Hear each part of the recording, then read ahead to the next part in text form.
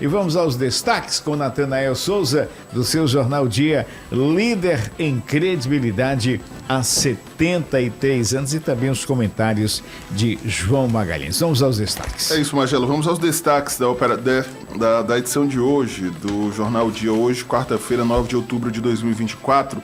A manchete do Jornal Dia traz para você detalhes sobre a transição. O prefeito eleito Silvio Mendes define perfil dos profissionais que irão compor a equipe de transição. Ciente das dificuldades que pode encontrar na gestão, Silvio Mendes afirma que essa será a missão mais difícil da sua vida, mas que gosta de desafios. O prefeito de Teresina, prefeito eleito, não confirmou ainda nomes que vão integrar essa equipe, mas definiu um perfil ontem em entrevista ao jornal Dia News. Eu diria, viu, João Magalhães? Não sei se você acompanhou a entrevista por completo, mas parte dela eu acompanhei. Foi a melhor entrevista que o prefeito eleito concedeu pós-eleição. Né? Foi mais de uma hora de conversa, Mais de uma hora de né? conversa sobre vários temas, né? Até algumas revelações importantes feitas pelo prefeito eleito, e entre elas o perfil da equipe de transição e o local também, viu, João? Ele definiu inclusive o local. A equipe deve utilizar parte da estrutura da Superintendência da Caixa Econômica Federal aqui no Piauí, João. Isso mesmo, a transição a gente já começou a comentar ontem, é muito importante porque faz com que o gestor eleito assuma lá em janeiro tendo conhecimento, né, e sobre as informações da gestão, o andamento dos principais contratos, dos principais convênios, a questão dos gastos com pessoal, né, a questão dos serviços que não podem ser descontinuados. Então é preciso que se faça essa transição com muito diálogo, é preciso que a atual gestão contribua com transparência, né, concedendo ali todos os documentos que sejam solicitados, e o prefeito eleito, com a experiência que tem, sem dúvida nenhuma, deve já sentar na cadeira de prefeito em janeiro, já tendo conhecimento das questões mais importantes relacionadas à gestão da prefeitura. Natan? E ainda na edição de hoje, Câmara Municipal de Teresina, vereadores eleitos pelo PT fecham apoio a Enzo Samuel para a presidência da casa a partir do próximo biênio. As articulações já começaram, inclusive nós tratamos disso ontem, João. Termina a eleição, já se começa a falar de outra, e no caso a eleição para a mesa diretora da Câmara Municipal. E pelo andar da carruagem, né, pelas articulações, a tendência realmente é que Enzo Samuel seja reconduzido à presidência da casa. Ao que tudo indica, não haverá dificuldade, né, para que isso ocorra. O próprio prefeito eleito disse que não vai se envolver, embora a gente saiba que acaba se envolvendo nesse processo de escolha do próximo presidente da Câmara.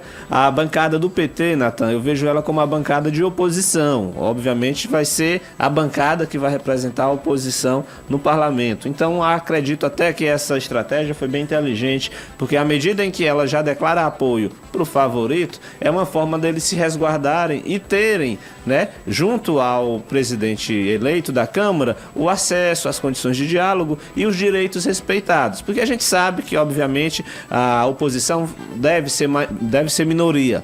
Então, quando você já garante o apoio a quem provavelmente vai ser eleito, você está dizendo, olha, a gente sabe que a gente vai estar em menor número, mas a gente está se antecipando, ajudando a consolidar seu nome. Em troca, a gente quer aqueles espaços na mesa diretora que cabem à maior bancada. A gente quer respeito, na verdade, ao trabalho da minoria, porque é o que tudo indica, Natan.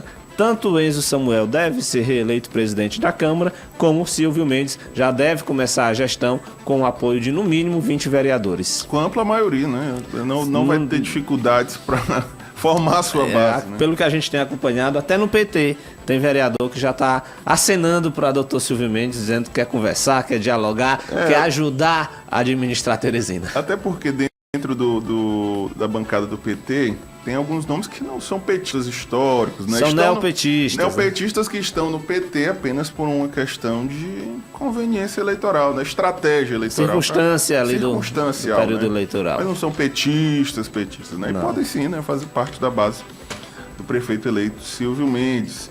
E ainda mais destaques, viu? Que chama a sua atenção para um dado aqui que o Jornal Dia destaca na página 2. No Piauí, 10 candidatos tiveram um voto e outros 10 não tiveram nenhum voto. São candidaturas fantasmas novamente, João Magalhães. ou candidatura fantasma ou candidatura laranja, porque obviamente, primeiro, é bom lembrar que esse levantamento foi feito pela jornalista Natália Amaral, está bem claro que não leva em consideração, por exemplo, aquelas candidaturas subjúdice, né? Que muitas vezes o cidadão lá teve votos, mas aí aparece zerado porque os votos ainda estão sendo lá julgados. Também não envolve os candidatos que desistiram. Esses 20, na verdade, porque 10 tiveram voto e 10 não tiveram nenhum voto, são pessoas que de fato foram com a candidatura até o final, né? E ao final das contas, o resultado que saiu das urnas foi esse. Acredito que esses 10 que tiveram voto, foi eles mesmos que votaram em si, né? Os outros que não tiveram nenhum voto devem dar algum tipo de explicação, Natan, e a gente vai continuar analisando para ver se esses candidatos que tiveram um voto, nenhum voto, se eles receberam recurso público para fazer campanha. É um levantamento um pouco demorado, porque são muitos números que precisam ser analisados, mas com certeza nos próximos dias a equipe aqui do Sistema Dia de Comunicação, do Portal Dia, do Jornal Dia, vai continuar analisando esses números para ver o que tem mais de curiosidade. Mas eu chamo a atenção, viu, João, que em cidades grandes, né? Temos casos aqui em Barras, Piripiri, Floriano, enfim, né? Vamos continuar acompanhando, né? Porque sempre que há uma eleição, né, acontecem esses casos, né? E isso, pessoas que tiveram um voto ou nenhum voto, né? Aí tem uma infinidade de nomes que tiveram 3, 4 votos, que também não justifica, né, uma campanha. Se você faz campanha os 45 dias... Você tirar 3, 4 votos, né? Ou o candidato é muito ruim, né? Ou, de fato, tem algo escuso aí pelo meio. E ainda, João Magalhães, para encerrarmos aqui os destaques, viu? Vamos explicar essa situação na Assembleia Legislativa. O presidente Franzé Silva exonerou os servidores comissionados da Assembleia Legislativa. Esse documento foi publicado no Diário Oficial da Assembleia Legislativa. O presidente justificou essa posição, João. Isso mesmo, ele informou que já era uma orientação, né, uma recomendação do Tribunal de Contas do Estado. Segundo Franzé, quando ele assumiu a presidência da Assembleia Legislativa, identificou que a distribuição dos cargos comissionados não era organizada, né? Não tinha ali um centro de custos definido, e aí em diálogo com o Tribunal de Contas houve essa recomendação para que a situação fosse solucionada do ponto de vista administrativo. E aí ele até explicou que não tinha feito essa exoneração antes do processo eleitoral para não causar nenhum tipo de fato político, não se falasse ali que era algo relacionado às eleições. Então, o estudo foi realizado. A partir do momento que as eleições encerraram, todos os cargos comissionados de assessoramento ali direto foram exonerados e agora está havendo essa organização. Provavelmente quase todo mundo deve voltar mais para um local ali realmente lotação, Natan. Porque o que a gente sabe, inclusive, era que não existia organização, era um servidor comissionado, mas às vezes ele nem sabia em que setor ele estava. Ele só sabia que era funcionário da Assembleia, que recebia ali um salário, mas não tinha ali ele só sabia o lugar de onde recebeu o mas não tinha ali uma organização administrativa, institucional. Mesa diretora, exatamente, a lotação era essa, mesa diretora. Qual a função, o que ele fazia, aí a gente também não sabe. Mas a gente espera, inclusive, que essa organização traga, de fato, resultados, até porque são muitas pessoas nessa situação e que, obviamente, quanto mais organização administrativa, mais eficiência, né? E a gente cobra muita eficiência do Poder Executivo e, às vezes, esquece de cobrar eficiência administrativa do Poder Legislativo. Essa mistura aí, vamos dizer assim, essa ação do presidente Franzé deve trazer uma organização melhor para o corpo técnico da Assembleia Legislativa.